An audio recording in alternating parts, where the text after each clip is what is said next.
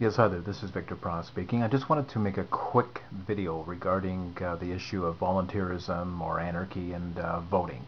I want to make it clear from the outset the type of. I know that anarchists have a very bad reputation, or at least the word anarchy has a very negative connotations, and of course a lot of this is the reason why it's very negative in content is because there's been a tidal wave throughout the years of that it's ever been a movement or a philosophy. There's been a tidal wave of propaganda to stigmatize the word. I mean, that's not an accident. There is cultural forces. There is fighting, clashing ideologies, and all bidding for the mind of people.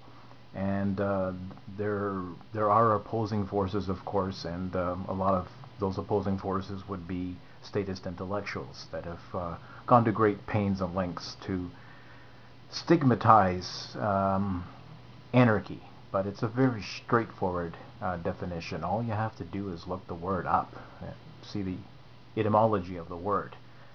Now, as a philosophical anarchist, of course, the only type of anarchy that I would espouse and embrace is one that's based on the non-aggression principle. Okay, the anarchism is basically the logical conclusion so far as political and social concerns are at. It's the logical conclusion of having accept as an ethic the non-aggression principle, and it's a principle that you accept as well. I mean, what is the anarchist saying? The philosophical anarchist. He's saying that violence is wrong. Initiating force against innocent people is wrong. It doesn't matter if you're doing it for yourself or you're doing it for the allegedly for the greater good or for some cause that's not for you, but it's for the good of society. To initiate force is wrong. This is a lesson that we've all been taught at our mother's knee, and ever since kindergarten. It's wrong to steal. It's wrong to hit. It's wrong to punch. It's wrong to hurt people, to initiate force against them. This is what we do in our private lives when we want a job. We don't hold up banks, and we don't rape people, hoping that hey, that's how we'll have intimate relationships by raping and kidnapping and chloroforming women or men, as the case may be, running around like some mad dog person.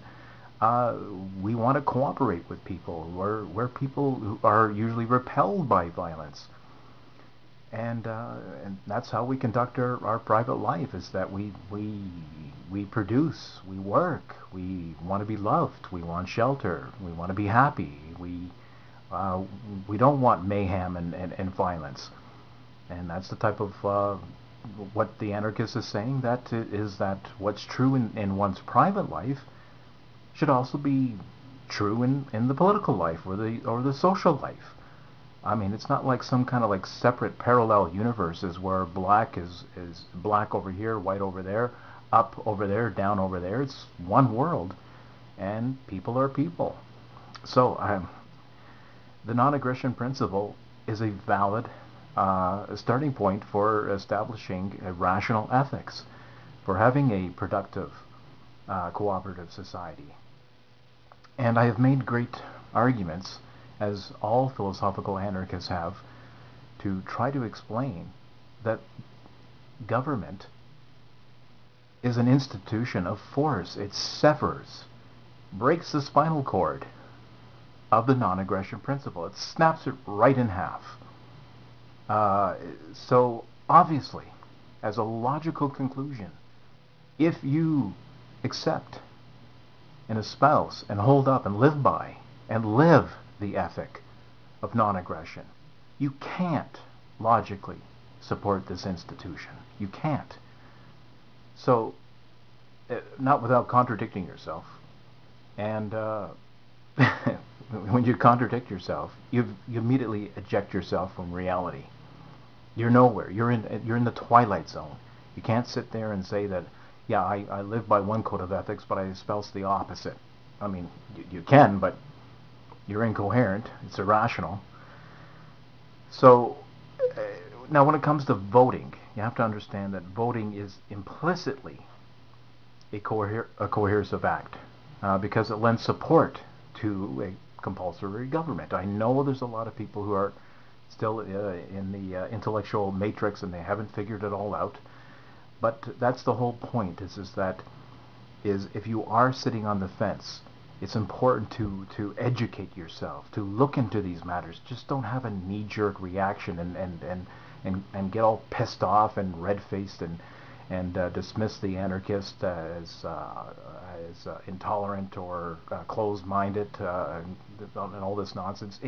It's nothing but a neurotic, fear-inspired knee-jerk reaction. I can understand the intimidation. It wasn't an easy ride for me to come to this conclusion. It took years of thought. In fact, I just didn't snap into it overnight. But that's the whole point: is to at least look into it. If you're sitting on the fence and you are concerned about these type of issues and what's going on in the world, what's going on in your life, what's happening with your children's life, what's going to happen with your future. This is something that's worth looking into, is to study what anarchism is, or volunteerism. It is a philosophical movement, and not so much as a political one. A lot of people, libertarians, they start with politics. We got to get in there, we got to vote for the right person, but fundamentally, politics is not a primary. It's not something that's a starting point. Ethics, the type of ethics that you embrace, is where politics and social utility begins. That's exactly where it begins. You have to look at this philosophically. You just cannot plunge into politics and expect to make change. To make a change, you have to study this from a philosophical perspective, and you have to take a look at the ethics upon which all politics, whatever the political system is, it rests on a body of ethics, and ethics is a branch of philosophy. That's the roots. That's where the root begins. So when it comes to voting, like I've made great pains to say, you're doing nothing but sanctioning evil. Okay, you are lending legitimacy and support to an institution. It doesn't matter if you're protest voting. It doesn't matter if you're trying to vote to get somebody else in and get somebody else in too. As it's been said, it doesn't matter who you vote for. The government always gets in. The government is an institution of force. That's what you're supporting. That's all you're supporting. So that's my final appeal on the matter, and I hope it's food for thought. Thanks.